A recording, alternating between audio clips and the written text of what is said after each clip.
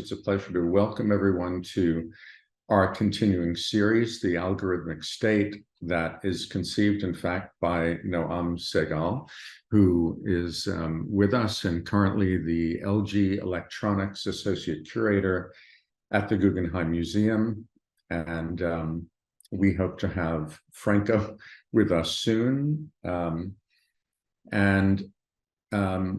I'll just say in advance that, Franco is the author of, among many books, The Uprising on Poetry and Finance and Breathing Chaos in Poetry, both of which touch on various aspects of computation and capitalism. And he's also published, by the way, an essay recently in eFlux Journal titled The Completion, which specifically addresses ideas about generative AI and computation.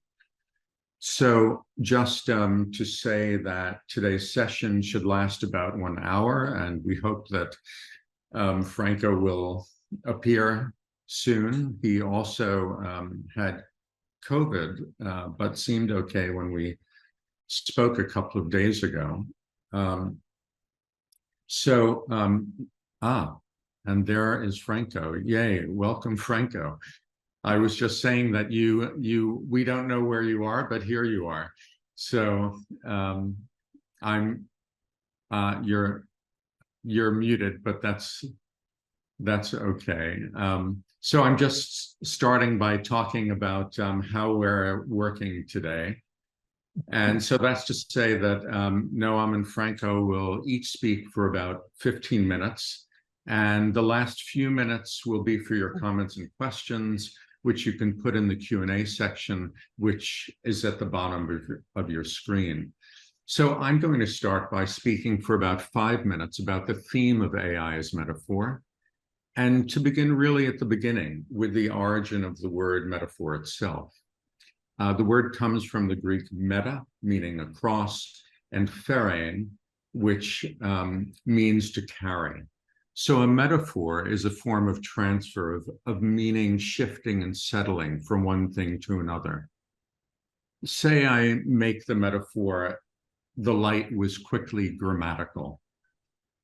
I'm making a leap from the idea of a structured order like grammar, even a sense of almost instant ordering, and the light was quickly grammatical. And the sun crossing the sky like the tense of a verb from was to is to will be, that might make this odd phrase cross from one thing to another as an unexpected way of expressing the passage of time. And when I say that, you can see that grammar and light aren't mirrors of one another exactly.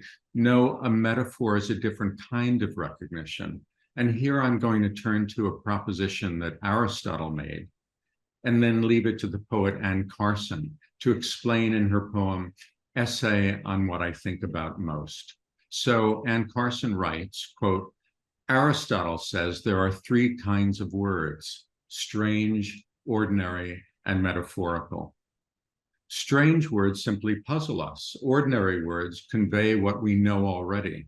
It's from metaphor that we can get hold of something new and fresh. In what does the freshness of metaphor consist? Aristotle says that metaphor causes the mind to experience itself in the act of making a mistake. Let me repeat that. Metaphor causes the mind to experience itself in the act of making a mistake. So the poem continues. Aristotle pictures the mind moving along a plain surface of ordinary language, when suddenly that surface breaks or complicates, unexpectedness emerges. At first it looks odd, contradictory, or wrong. Then it makes sense, end quote. So in other words, a metaphor erupts what we know. It's a little shock to the linguistic system of meaning. But as I said before, it's not a mirror, not exactly, but a mirror whose inexactness, whose distortion, whose breaking and bridging bring an unexpected clarity. And to return to AI as metaphor, platforms like ChatGPT are presenting societies across the globe with an explosive unexpectedness, changing how we'll work and live, even if notions of omnipresent machines have been with us for centuries. So what I'm suggesting is that metaphor might be useful now in showing us unexpected bridges between humans and what we've been calling intelligent machines.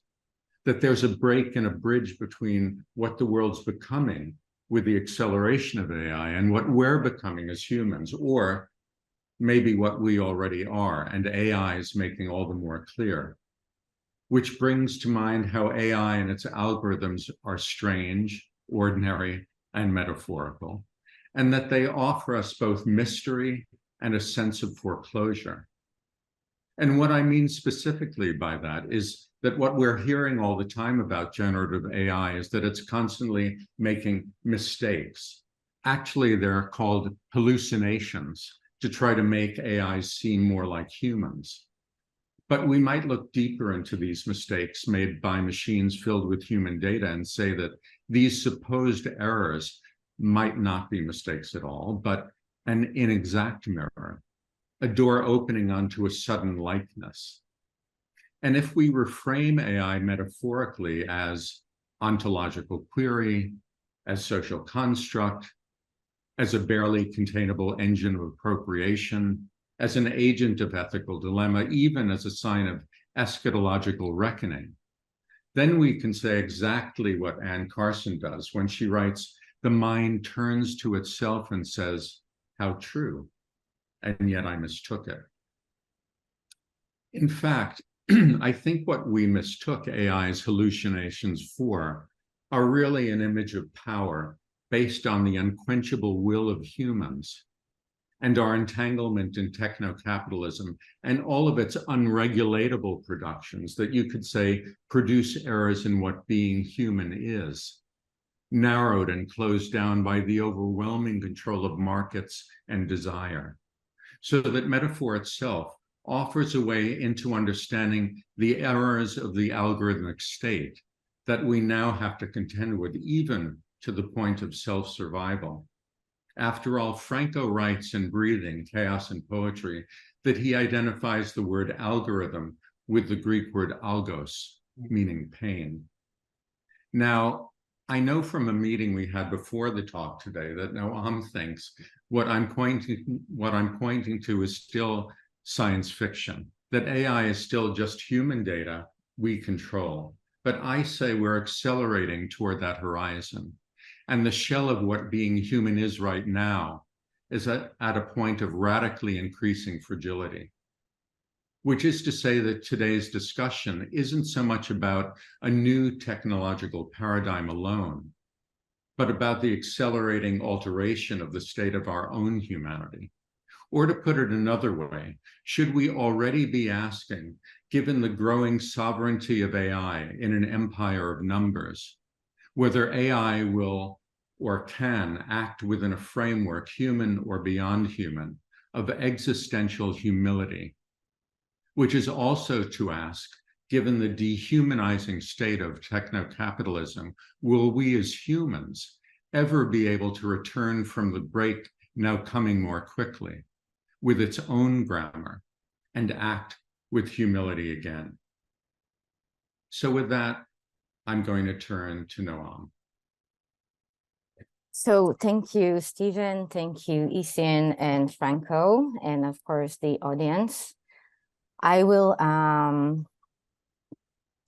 start from expanding the ideas you presented, Stephen. And I want to start from the idea of metaphor as carry-ons. I have 6 points I want to go over to, and at some point I will share some 2 images. So yeah, bear with me, please. So metaphor as carry-ons is a notion that was developed by Bracha Ettinger, psychoanalyst and a painter. And he's named to convey the idea of both carrying and caring.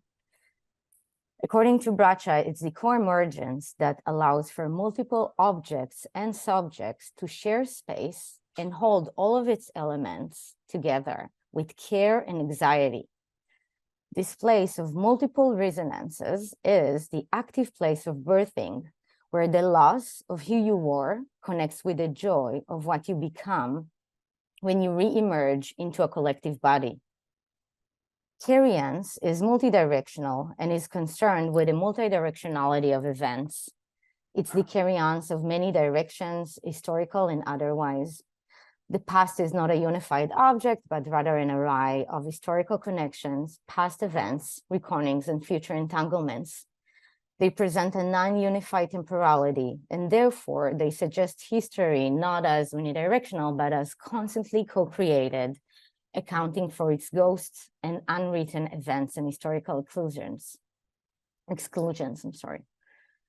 Now, in that sense, AI as we know it, and it can change, but as of now, it is the opposite of cariance. And I want to explain that from a number of technical inner workings. AIs are mainly comprised of the code, right? The way that the data is moving, right? And the code is invisible to us when it's created by corporate-based companies and corporations. And the other part is the data set. The data set and the information that is fed into the data set does not carry the expansion of meaning. It's actually the opposite. Data set is made to align one meaning, a single meaning, to one notion and one image, because this is how the data set is being created and trained, okay? Now I want to open a big parenthesis here and to explain very briefly the difference between induction and deduction. While we as humans have both capabilities, we are excel with induction, meaning when a child touches a fire, they will know from that single case to create a rule for other cases in the future and to know not to touch fire again. However, AI systems are trained or created by the opposite, by deduction. They need to see thousands and thousands and millions of images of cat to recognize a cat, right? And in this process, deductive thinking forces us to delete other meanings, associations, or even shades of the notion just to highlight and focus on its single meaning. It's necessary to allow for a better taxonomy and a better AI performance. Therefore, in this sense, there couldn't be no carrying of other meaning. And to a large degree, this is why it is the death of metaphoric thinking. Now, I want to try and explain this briefly on an artwork. And as some of you may remember, as Marcel Duchamp offered, art is a game between artists of different generations, right? It's a dialogue, an intergenerational dialogue that carries the meaning and supports its diffraction and expansion across generation, times, and histories. I will share my screen here briefly. We're looking at an artwork that's called Sugar Sell the Pie. It's from a recent exhibition by conceptual artist Stanford Biggers. Just as an background for Stanford's practice, Stanford examines the inherent tensions of history and culture, of language and symbol, myth and narrative.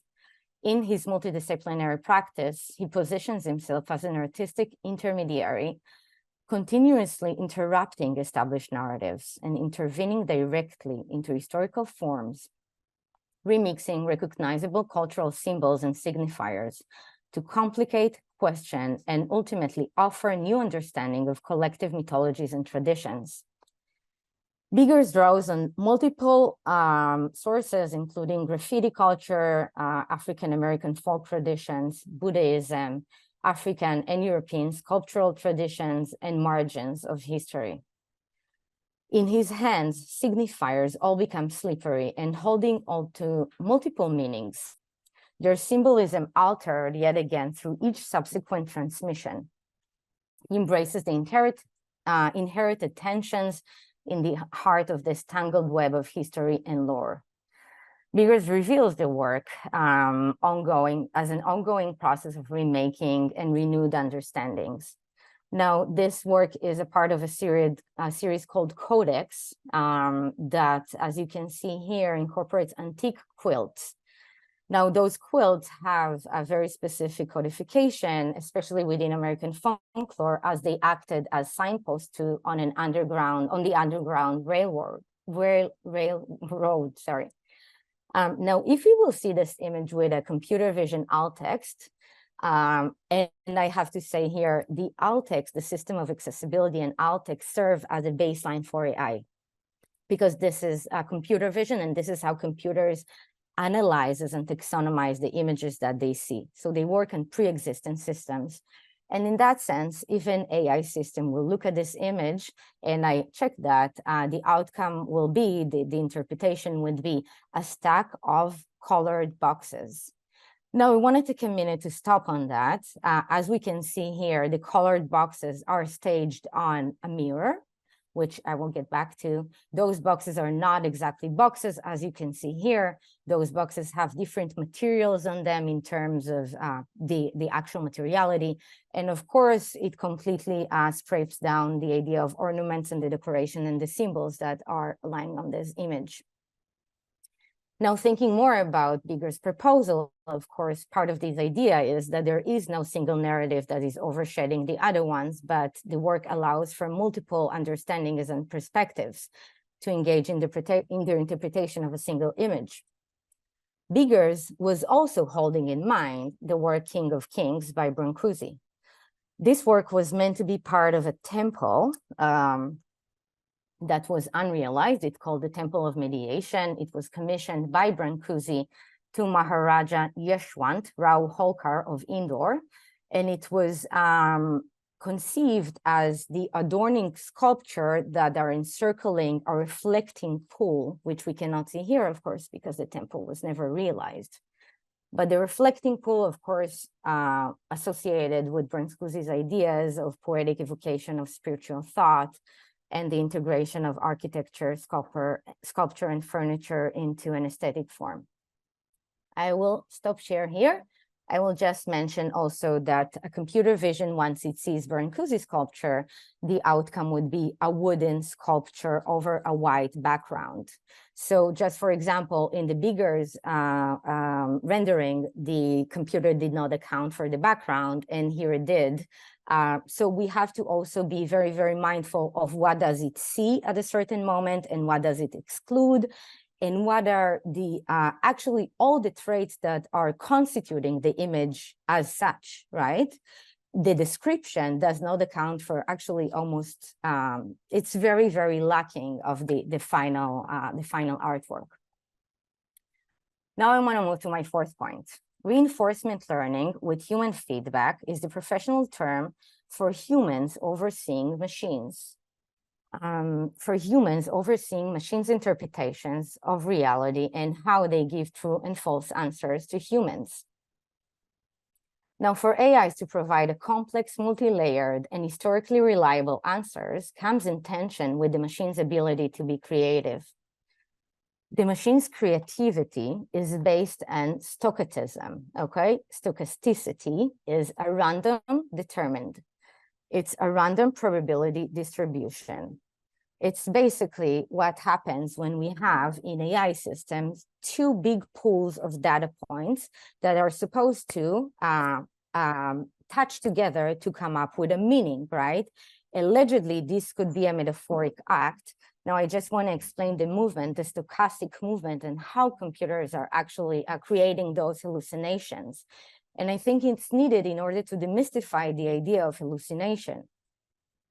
The outcome may be it's randomly predictable based on probability.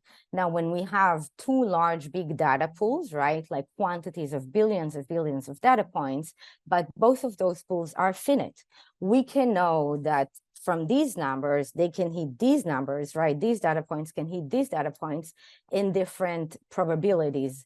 But the randomness is only within those two groups. So therefore, it's not real randomness, and we're not talking about real lack of prediction, but actually it's all being embedded within the data set, and it's being created by a random probability distribution. Again, big numbers, okay, but it's still a probability distribution.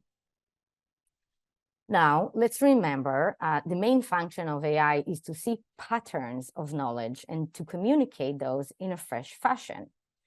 In this sense, when a machine can generate different answers in a click byte, and one can ask for thousands of those, one might be read as a creative metaphor. However, it is the outcome of chance probability and not an intentional thinking or self-aware connections that are accounting for other meanings. It's a remix of data points. It's a production rather than a creation. Now I want to expand on the idea of the remix as my fifth point. I want to tap into the words of Louis Trudesoke.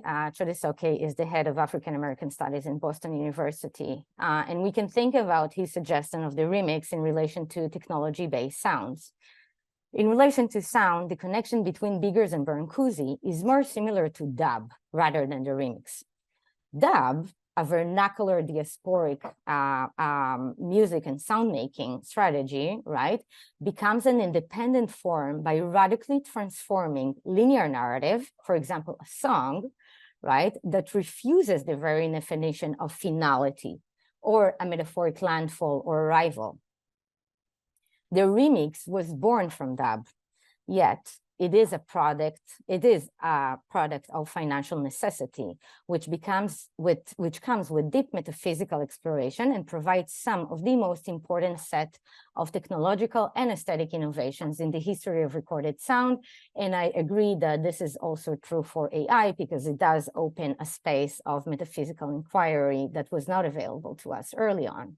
However, it is also the most blatant form of capitalism.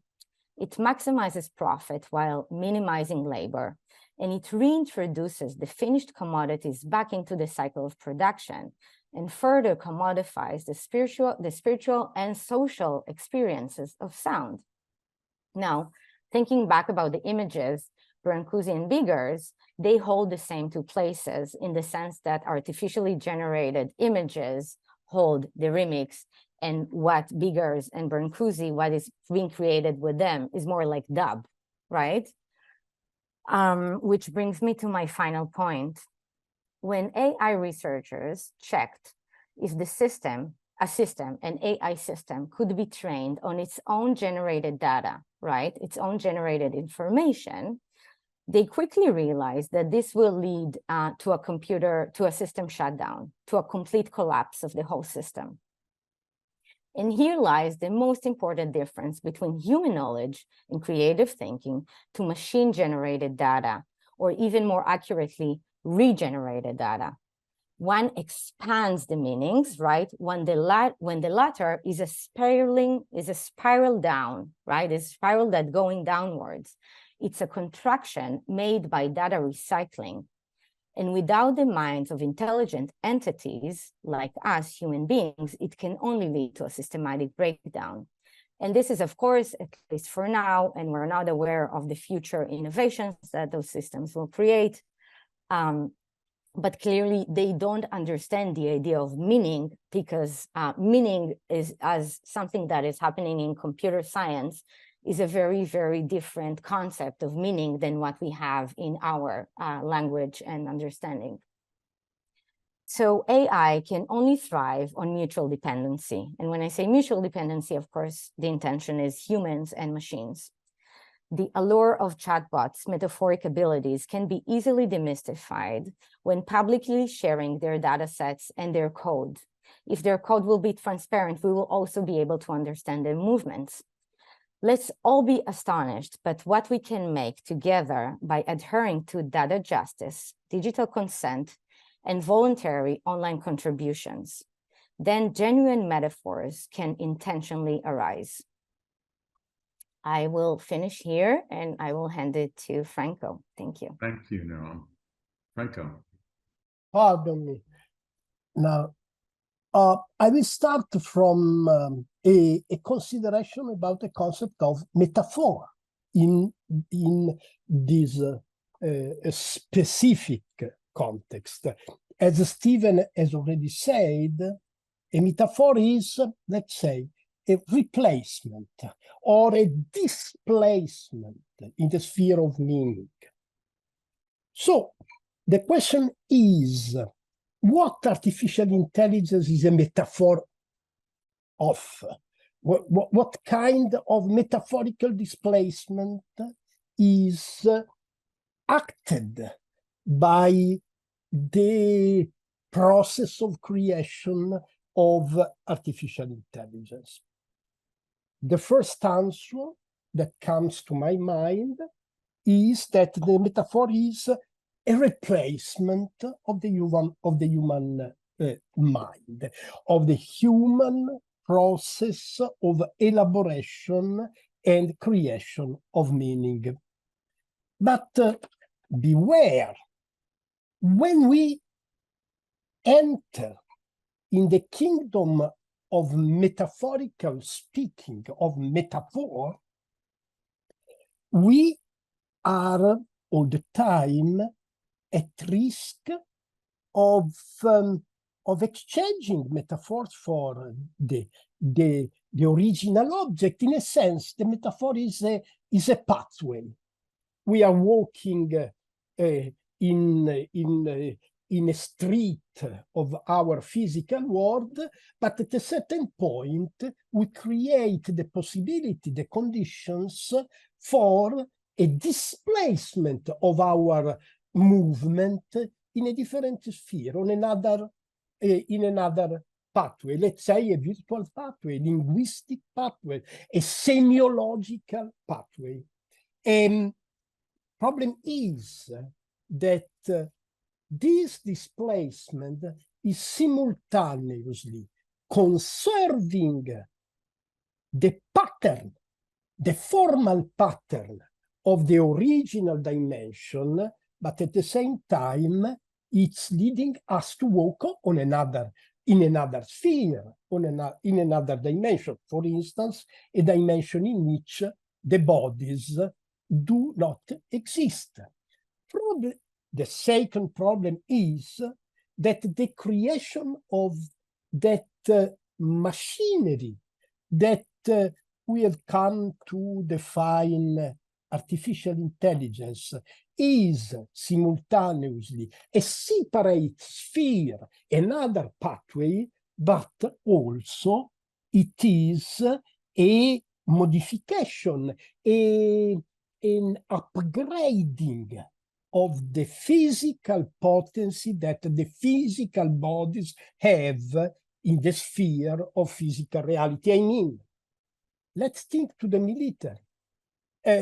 Obviously, artificial intelligence is creating an analogon, a virtual analogon of the weapons, of the physical machinery of war. But at the same time, artificial intelligence is re-entering in the field of real war, of real military, and is creating the conditions for an improvement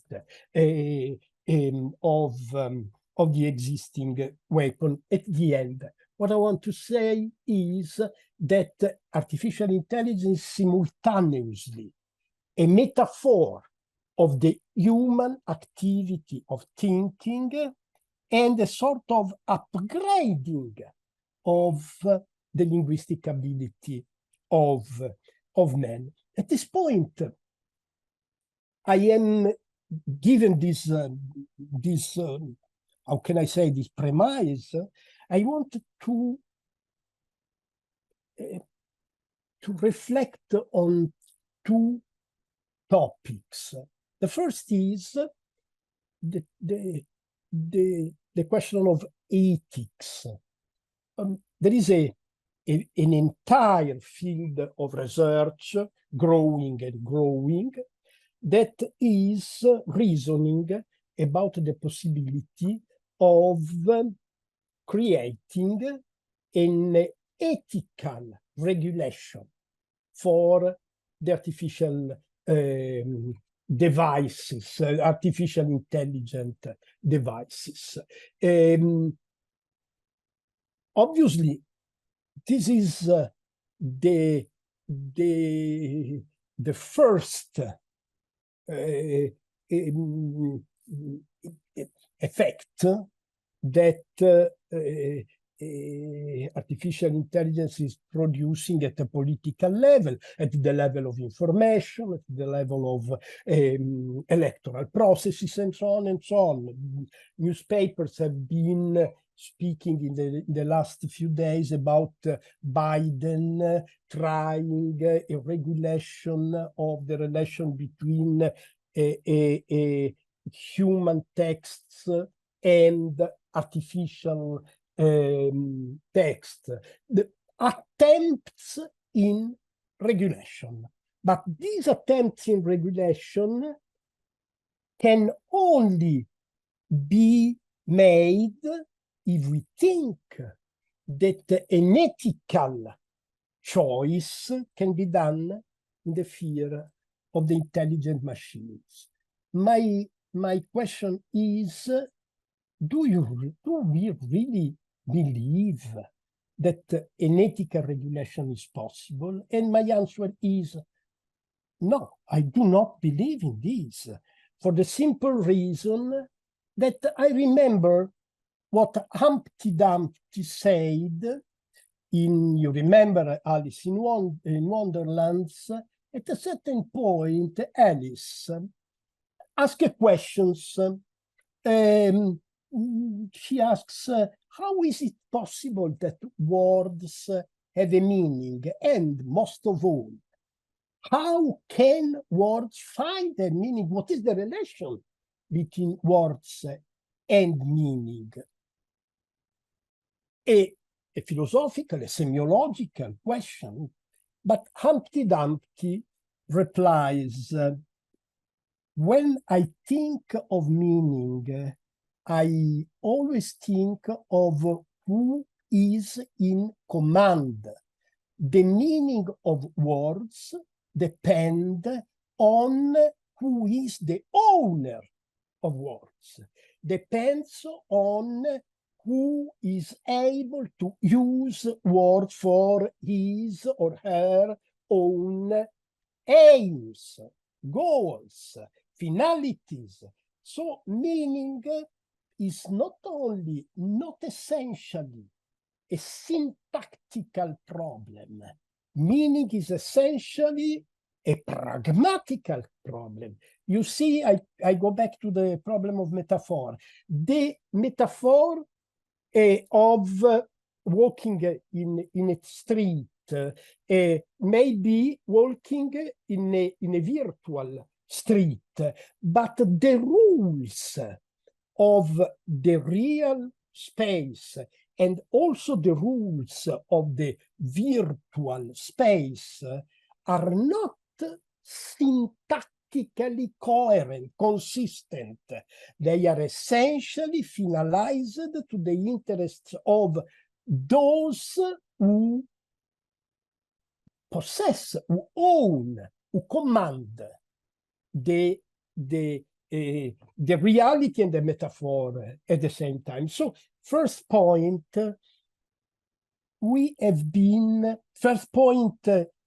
ethica, an ethic for the artificial intelligence is a swindle. Is a swindle, is a sort of manipulation that tends to make us believe that it is possible to insert in the machine universal values. The swindle is here. During the last 500 years, Western philosophy has been debating all the time about the possibility of establishing universal values. We know that some philosophers like Immanuel Kant has tried to establish a foundation for universal values, but from this point of view, from the ethical point of view, the Kantian approach is scarcely useful today, because we know that values are linked to an anthropological context, to a political context, to a geographical, geopolitical, sexual, and so on context, pragmatic context is essentially defining the meaning and the extent of ethical values. That leads me to say something about another concept that is very crucial in the present debate about artificial intelligence, the concept of alignment. As you know, the concept of alignment refers to the possibility of making artificial intelligence consistent, coherent with the human interests and values, of course. But alignment is another swindle concept, because a certain kind of alignment is actually happening in the sphere of technology and its application. But the alignment that is happening in the last 30 years, since the spread of digital technology in daily life, is a reversed alignment. It is not the alignment of a machine on the human values and interests. It's much more the alignment of human cognition and human intellectual and also emotional behavior to the functioning of the machine.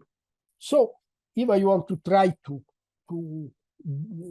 reach a conclusion from this part of my expose, I will say a universal ethic of the intelligent machine is a lure, is false, is impossible.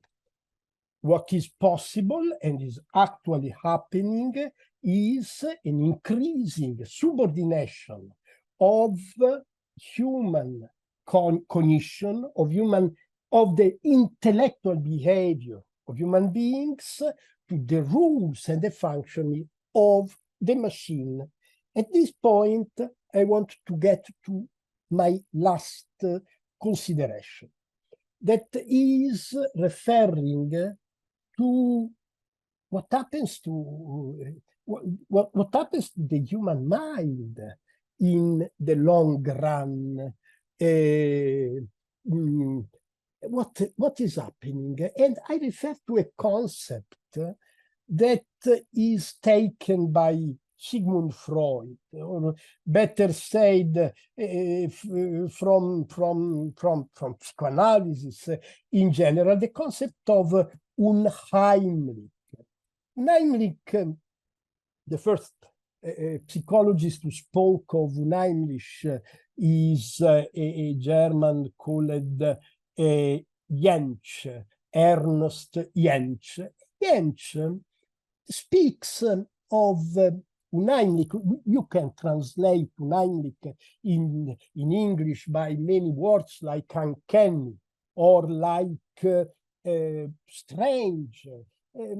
I would say also with sinister. Sinister is very much translating the concept of Unheimlich. What he says, Ernst Jentsch says about the concept of Unheimlich is that Unheimlich, in German, Unheimlich comes from the word Heim, house, familiar. So Unheimlich is something that is simultaneously familiar and unfamiliar, something that we can recognize, and at the same time we cannot really contextualize. Jentsch says that Unheimlich is a condition of cognitive uncertainty when we are facing the ambiguousness of the automaton. When we do not understand if we are dealing with a living person, or inversely, we are dealing with an automaton that resembles a living person. Well, from a psychoanalytic point of view, I think that this is the most interesting perspective that the intelligent technology is opening for us. And I go back to the metaphor once more. The automaton is clearly a metaphor of the thinking human being. But at the same time, we can say that the human being is only a metaphorical reproduction, ambiguous, imprecise, and not really well defined of the perfect intellectual automaton. So, in order to conclude my rather confused expose, I want to ask a final question, if you allow me to be a little bit dystopian, as it is in my course, in my vocation. What is the final goal of intelligence intended as a disembodied intelligence, a perfect intelligence, because the body is the imperfection of intelligence. So if we can disembody intelligence, if we can create a process of self-deployment of intelligence in conditions of no embodiment, what will be the final goal of it? My answer is to cancel chaos. The deep mission of intelligent technology is the cancellation, the annihilation of chaos. Second question, what is chaos? Second answer, chaos is me. Chaos is us. Chaos is the human mind. I mean, Humpty Dumpty says that the meaning of words is ownership, power, command. Then I see that intelligent automaton are proliferating inside the social technologies that act inside the reproduction of human environment. Then I ask, but what is intended to? What is the goal of this machinery? And I say, the annihilation of the human.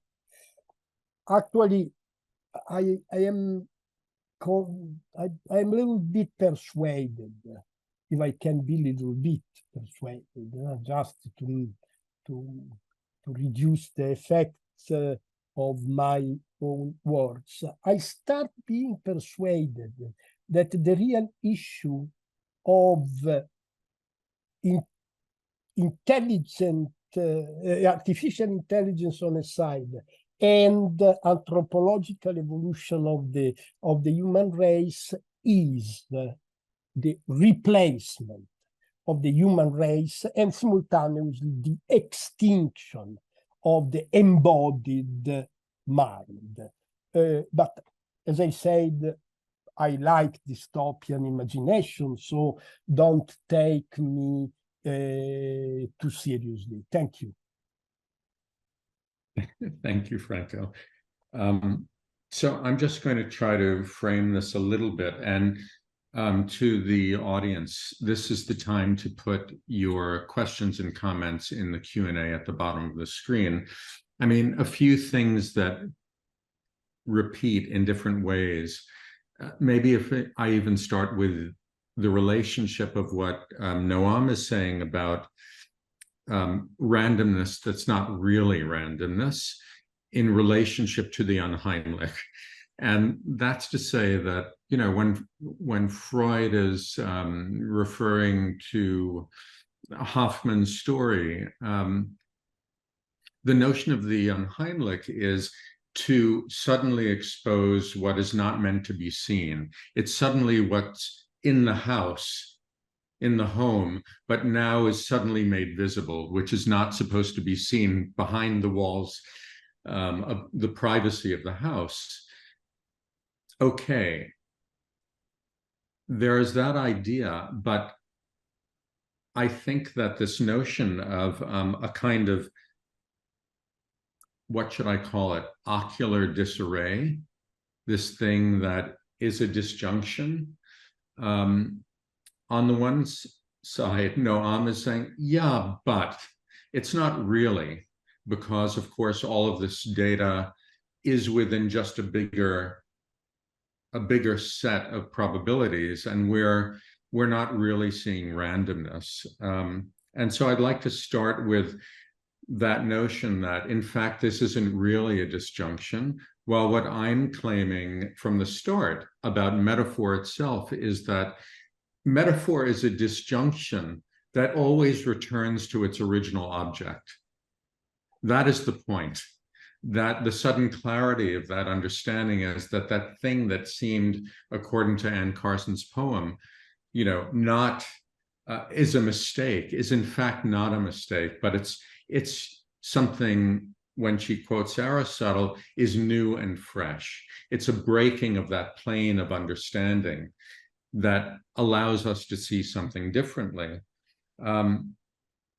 And I just, you know, I want to argue with you, Noam, in saying that even if that's true, what you're saying, that it's just such a vast set, it's still, there's a phrase that actually I love of Franco's, when you talk about stochastic parrots in a text, you know, that idea of mirroring, because what we are is talking about mirroring of meanings, is in fact so vast a problem set that it doesn't matter, is my argument, that nonetheless we are seeing something unexpected, and what that unexpectedness is leading us toward is to be, as I said at the end, can we ever be humble again? Can we learn what humility is under the regime of techno-capitalism? I guess I end up with Franco's dystopianism and saying, no, what these metaphors are showing us is that, in fact, we are leaving. We don't understand how big the problem set is, the data set is, and it's moving us towards something that we can't comprehend. And what that leads us ultimately to is the automaton. And I'll just end there by saying, and I'm not going to remember exactly, but I know Franco, being a good Marxist, will remind me. It's Marx who says about the automaton, if I'm remembering, that the automaton is really the organ of connected enterprises, and that the organ of connected enterprises is, one, the internet, and two, now the expansion in terrifying ways of artificial intelligence. Yeah, you know, that's the control system. Marx speaks of this kind of intellectual coordination, intelligent coordination, in the second volume of Grundrisse, in the chapter titled Fragment on Machines. He speaks exactly of the process of replacement of industrial machines by the articulation of the general intellect. The problem is that when Marx speaks of that, he cannot see, in my opinion, the replacement, a process of replacement. He understands the general intellect as a tool. We are not facing a process of creation of intellectual tools for the human progress. Right. We are rather creating the condition for a replacement of human intelligence and of human life at the end. Well, and of course, this is why people like Sam Altman, you know, all of the techno-capitalists are saying, on the one hand, you know, this is a huge benefit for humankind, but on the other hand, we better get it under control. And as you're saying, no, it's so rapidly accelerating that it will move to a state of its own autonomy, its own agency, where it replaces consciousness, or it replaces an idea of the self with a completely different idea. In another essay that I've written, I've said, this is not understanding AI as the other, because from the perspective of AI, it is an otherlessness. Yeah. It's not interested in the human in that sense. But Noam, please. Yeah, I want to comment with a few, actually 2 examples. And just to say, you know, the way you theorize it, you talk about going back to the original point, right? The problem with data set that there is no going back to the original data set, to the original meaning, because all of it is scraped while we insert the information or knowledge into data. It has to be translated into data points, and within the AI engine, its historical connection, even the metadata, like things that are very simple, are completely scraped. Mm-hmm. So, and I want to go back to the idea of intelligence. I err on the side of digital optimism. I'm not on the dystopian side. But I do think that we definitely have a long way in that. And I'll just use 2 examples. And maybe some of you read that, nature scientists and biologists in Dominica Island, which is here in the Caribbean, were trying to decipher whales language. And after many, many recordings and then feeding them to AI engines, scientists can actually create whales language today. They can decode the codex and create continuations of that codex to a level that whales can understand what it's being said. But guess what? No one knows what it means. So we can, thinking about the automaton, we can reproduce the formalism of that syntax, but we have no access to the meaning that is behind that. Okay, so therefore thinking about this big intelligence, what is that intelligence? It's definitely an alien intelligence. And I will conclude with another example, and I'm sorry, it might be triggering to some. So there was a fence, a very elaborate, militarized, technology-based fence between the southern part of Israel and Gaza. I'm sorry, it's also hard for me to talk about this. But that fence was completely dotted with cameras. Those cameras are operating in the past 5 years, 24/7. They're creating more and more data. They're recording the field all the time. So we have recordings, we have imagery, and human cannot actually go over all of those data points because there are gazillions of that quantities of information. They're all being fed into the AI. And the AI, as the oracle, repeatedly predicted no danger. It could not predict anything that is abnormal that is happening. And this is going back to the original question, metaphors clearly are not, to my idea, are not part of its abilities. It's meant to see patterns. It cannot see things that are unpredictable in that sense. They have to be part of the data set in order for the AI to account for them. For example, once doctor used that and they they feed it with all the different diseases and the DNA mutations, then it's in the data set to know and to point on an unlikely possibility of this disease versus the other. But to expect something that is unexpected, like artworks, for example, like human phenomena, like poetics, like ideas, like philosophy, AIs are not the tools for those missions. So, yeah. Very interesting what says now, Noam, because I did not know about this automaton in Gaza. We can imagine that it has happened, but the point, the conceptual point in it is the distinction between syntaxis and pragmatics.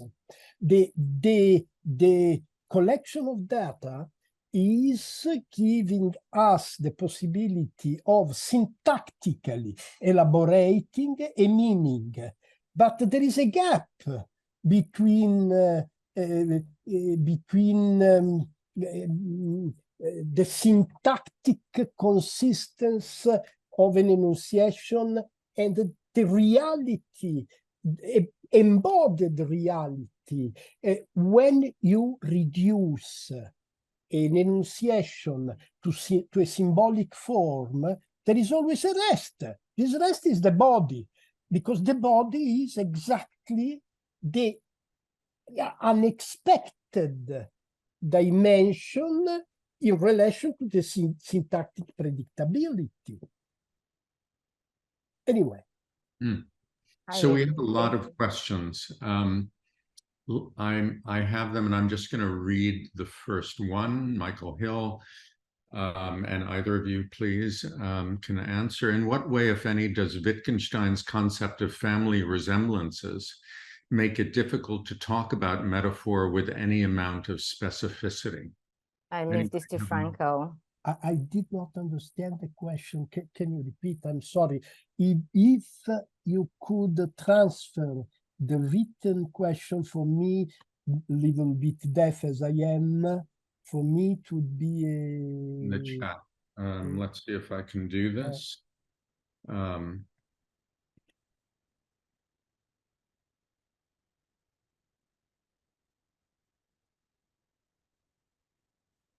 Okay, so there's the question in chat, Franco. Make it any amount of specificity.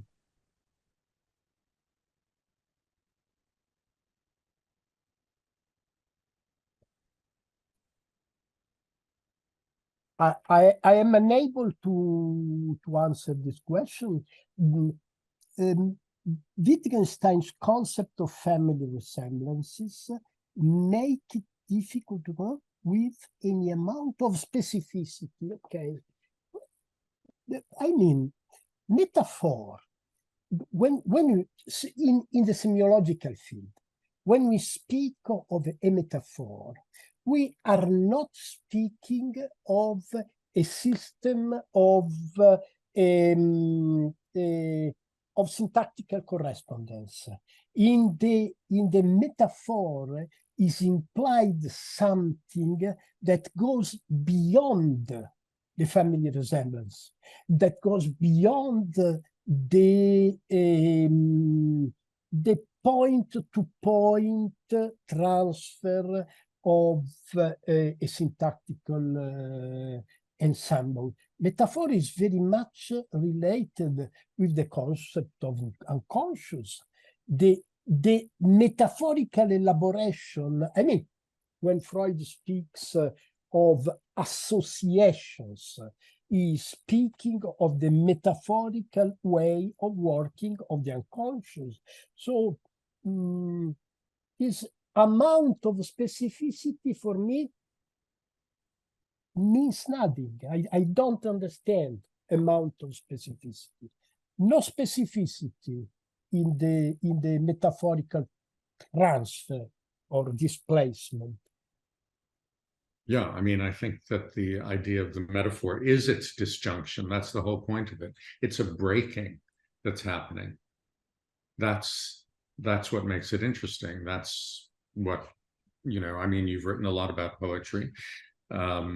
Poetry uses metaphor exhaustively as a way to break our understanding of something and give us something that's fresh and new. In fact, so the second question, which I'm now putting in chat, could metaphor actually not direct to make something new and fresh, but invoke some experience or even multiple experiences in the human mind, which is that's to say familiarity, that there is already something, if I'm reading that right. And I would argue that I take the side of Aristotle here, that in fact, it's this breaking of the surface of what's familiar, of what's expected.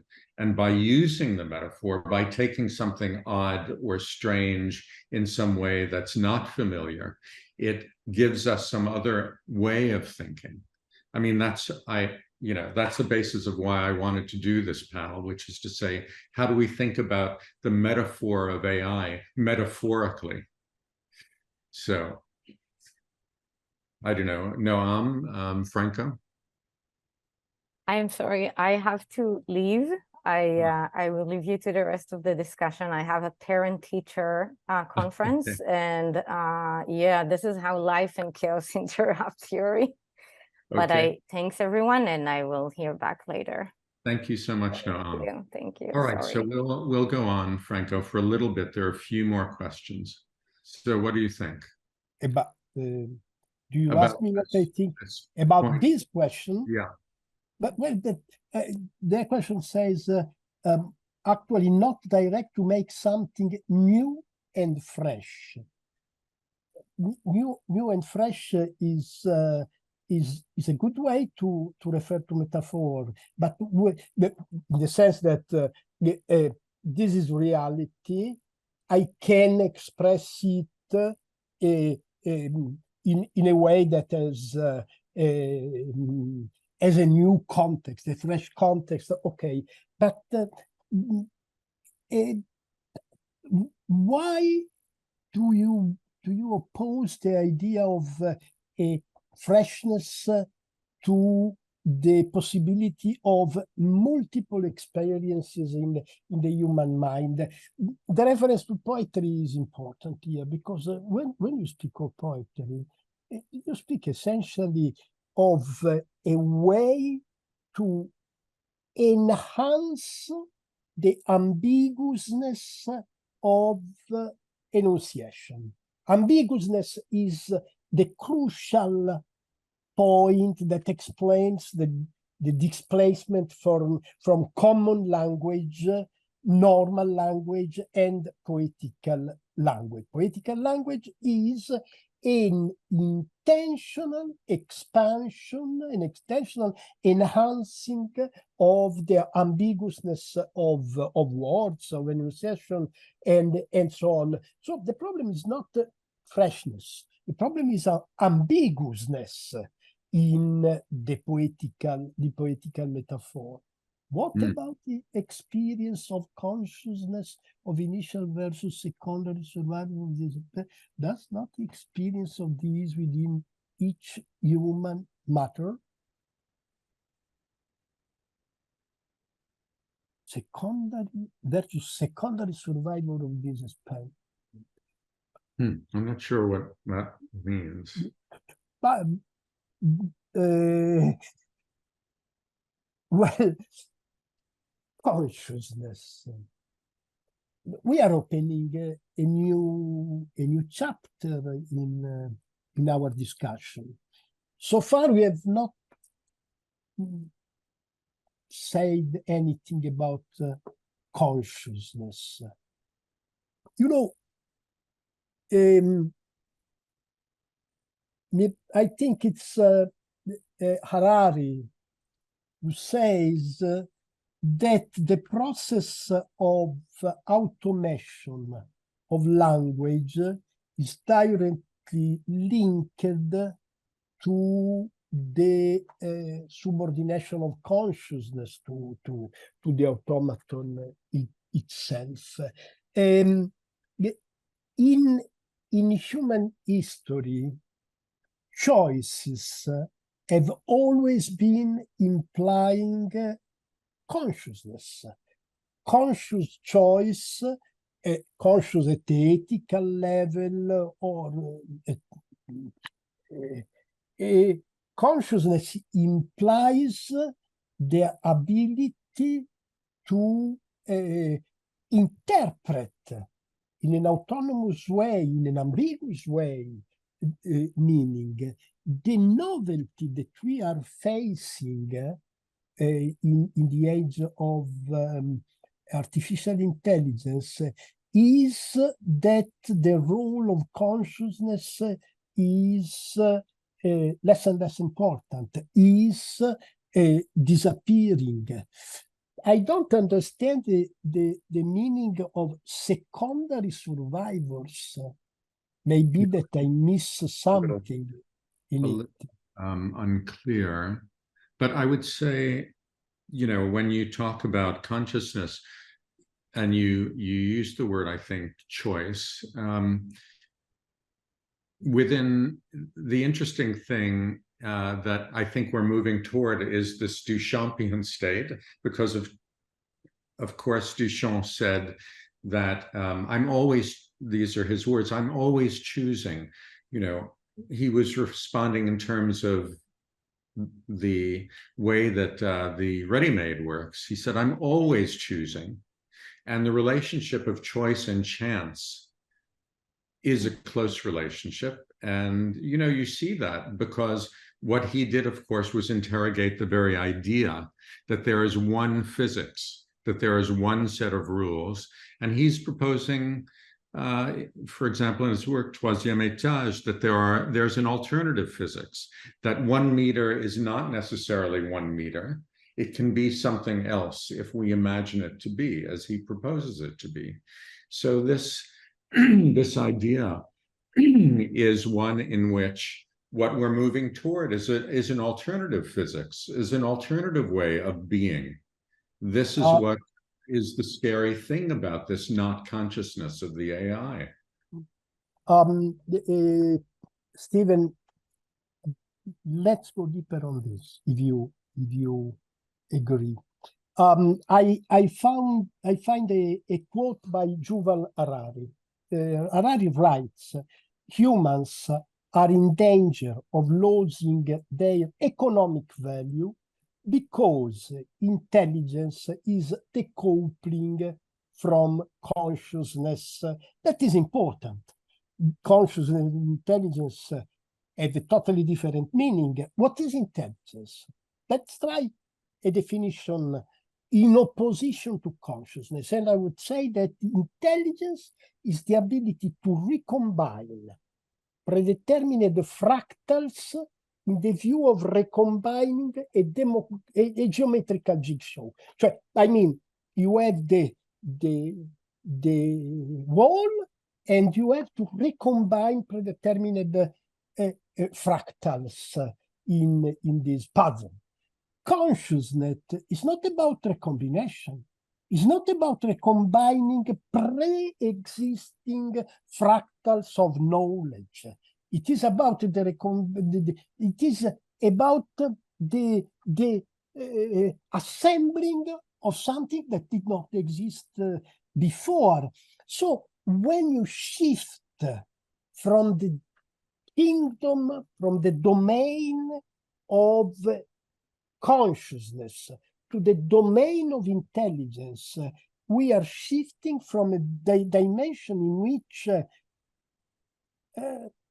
choice is possible to a dimension in which only the combination is possible. The intelligence and consciousness are decoupling because in the intelligent game of winning, consciousness is an hindrance. is a problem. Your consciousness is bad for an intelligent process. If you want to be perfectly intelligent, you have to remove consciousness from the field. I mean, the military or the economic competition is showing this. The more consciousness, the more problems. The less consciousness, the more intelligence. In the game of exploiting or in the game of killing, you need intelligence, not consciousness at all. But So do you mean intelligence that uses an apparatus of strategy? yeah, exactly. A syntactical strategy aimed to fulfill a goal. Consciousness is not about fulfilling goals. Consciousness is about choosing goals. When you are inside the game, consciousness is a problem. Intelligence is the strong tool for winning. So let's just jump. We've got a couple of more questions, and I know we're running over a little bit. So let us go to, I'm going to copy this into this is a question from Nat. Hold on one sec. Oh, yes, I see. This question is going back to our problem, because I agree, language in itself inherently includes metaphorical communication. Okay, our language, our daily language, when you prepare the coffee, when you want to make love, we speak metaphorically. We continuously shift from the literal to the metaphorical, of course. But now, the problem is that in an intelligent framework, even intelligence, as I defined it before, is defining the frame of our communication. In that framework, you cannot negotiate better. You can negotiate, but you lose. I mean, the more conscious negotiation, the less intelligent competitivity. In the field of economic or military competition, conscious negotiation is a problem. So this is, now I start to be more clear for myself. When I said before, Franco, let me interrupt you for 1 second, because please. no, not to answer, but someone is writing saying they can't see the question. So I need to read it so that they understand what you're responding to. So Nat wrote, but we are looking to AI to generate with accuracy or newly. But are we looking to AI to generate with accuracy or newly? Are users, humans, now acting as editors or engaging with AI as a kind of mutual brainstorming, which we can accept or reject, thus giving us humans some autonomy? Every metaphor has multiple forms of expression. Language in itself inherently includes metaphorical communication, which you've just responded to. I guess to sum up, my question is, can meaning be negotiated, granted with intelligence, and moreover, distrust? So please. No, I read this question that is very interesting and very well articulated, but I also say it's full of wishful thinking. You see, let's read it again. Are users now acting as editors or engaging with AI as a kind of mutual brainstorming, which we can accept or reject, thus giving us humans? No. I mean, this is not the philosophy, the program, the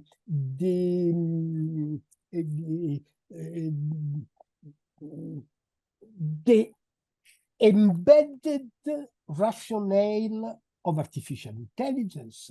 The embedded rationality of artificial intelligence is not based on negotiation with humans. Well, it can happen maybe, but it's not the conceptual framework of AI. The conceptual framework is the expanding replacement of ambiguous human enunciation with perfect, syntactically perfect structure of the machinic intelligence. And so when the friend who is asking questions says, can meaning be negotiated, granted with intelligence, moreover distrust? I would say, actually not. It's not. But I would say one thing to that. I mean, we're thinking in very big terms, and we're thinking about the horizon, a trajectory which you and I anyway think is dystopian. But the truth of the matter is, on a daily level, many people are using these systems like ChatGPT in the way that Nat, I think, is talking about, at least in terms of brainstorming. So in fact, I'm saying to students, and many people are using this, to type in some ideas and do it as a prompt, and then ChatGPT will spit out concepts, references, etc. Therefore, it is being used as a reference tool toward brainstorming. I agree with you, it's not mutual completely. That is not the side of the AI, but nonetheless, pragmatically, at least for now, there is a sense that it gives us a tool toward that notion of expanding our own knowledge. So I would just say that. Stephen, of course, I mean, you are right. You are saying that, abstractly speaking, intelligent technologies are empowering human choice and human activity. Abstractly speaking. But as I said before, as Humpty Dumpty said before, we are not in abstraction. And the reality, the historical, social, technical reality of research in the field of artificial intelligence is aimed to, one, increase profits, two, win the war. These are the concrete effects of intelligent research. So no negotiation at all. I mean, abstractly, yes. Concretely, no. But that's to say that, you know, thinking about your notion of consciousness earlier, that this dystopian view, at least in fiction and in films that we've been seeing for a long time, even say back to the famous example of HAL in 2001, is that in fact the intelligent machine is developing its own sense of self. And this relationship of consciousness and self, in that at least fictional realm of what the human sphere is and what this other sphere is, are in fact mirrors of one another, with the one very large separation, which is that the intelligent machine has much greater capacity than we do, which we're already seeing with trillions of data points in these generative AI systems. Let me start from a reconsideration of the difference between the intelligent automaton and the industrial automaton. Automation is not a recent invention. It's something that exists, has been existing for centuries. But the novelty is that while the industrial automaton was the process of replacing human execution of a task with the technical, machinic execution of the same task, artificial intelligence does not deal with tasks, deals with ends. This is the novelty. The process of self-learning of the machine is aimed to the possibility of giving the machine the faculty of redefining its own ends. That is the point. I mean, the most impressive thing in ChatGPT for me has not been the ability of answering my stupid questions.